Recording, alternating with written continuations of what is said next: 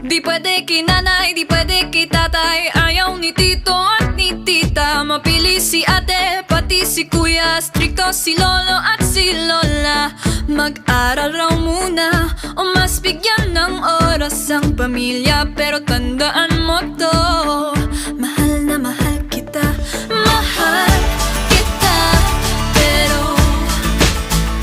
mahal kita, pero mahal kita, pero